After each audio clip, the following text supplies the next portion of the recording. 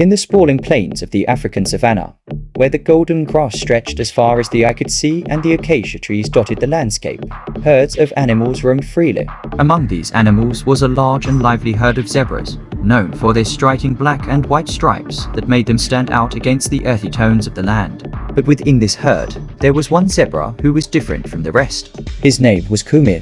Unlike the other zebras, who had perfectly balanced and bold stripes, Kumi's stripes were uneven and faded, as if they had been hastily painted on and then smudged. His appearance made him the subject of ridicule among the other young zebras, who teased him relentlessly, calling him names like Patchy and Smudge. Kumi's unusual stripes weren't the only thing that set him apart. He was also smaller than the other zebras, with legs that seemed too short for his body and a tail that was a bit too thin. The older zebras, though kind, often overlooked Kumi, thinking that he was not strong enough to keep up with the demands of life on the savannah.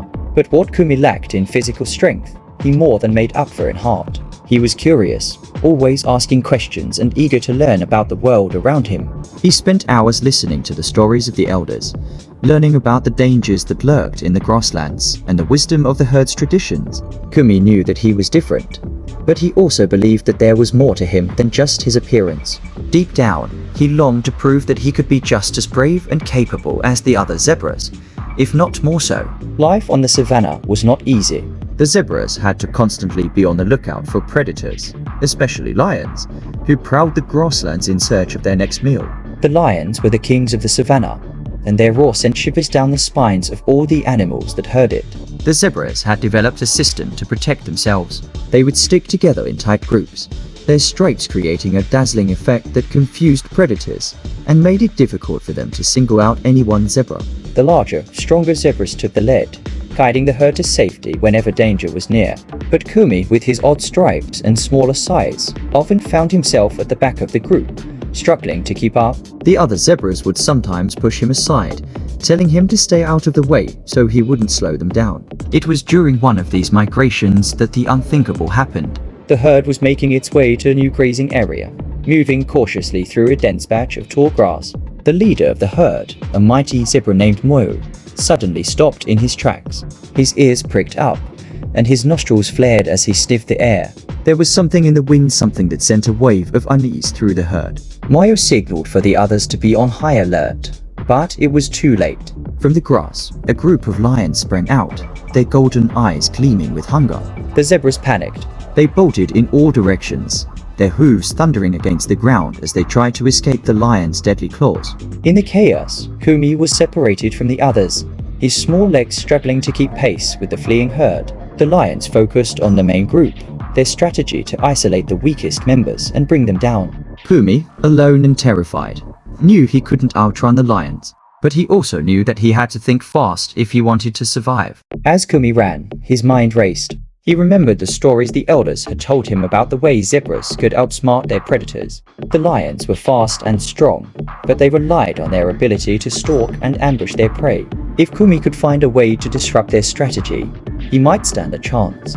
He noticed a narrow, rocky ravine up ahead, its sides steep and treacherous. The other zebras had avoided it, knowing it was too dangerous to cross. But Kumi, with his smaller size and nimble feet, realized that it might be his only hope. He veered sharply towards the ravine, his heart pounding in his chest. The lions, surprised by his sudden change in direction, hesitated for a moment before pursuing him. Kumi knew that the lions wouldn't give up easily, but he also knew that they were not as agile as he was. With a deep breath, Kumi leaped into the ravine, his hooves finding purchase on the narrow ledges that lined the walls. He moved quickly, his small body allowing him to navigate the tight space with ease.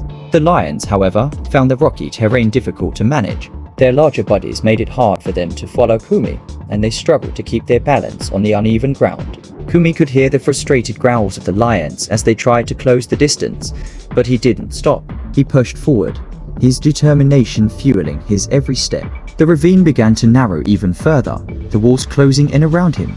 Kumi squeezed through the tightest gaps, his heart racing as he realized that the lions were falling behind. Finally, after what felt like an eternity, Kumi emerged on the other side of the ravine. He glanced back and saw that the lions had given up the chase, unable to follow him through the narrow passage. He was safe for now, but Kumi's relief was short-lived. He was alone, separated from the herd, and in unfamiliar territory. The sun was beginning to set, casting long shadows across the savannah. Kumi knew that he couldn't stay out in the open for long. He had to find the herd, but he had no idea which direction to go. As night fell, the savannah came alive with the sounds of nocturnal creatures. Kumi could hear the distant calls of hyenas and the soft rustling of the grass as small animals moved about.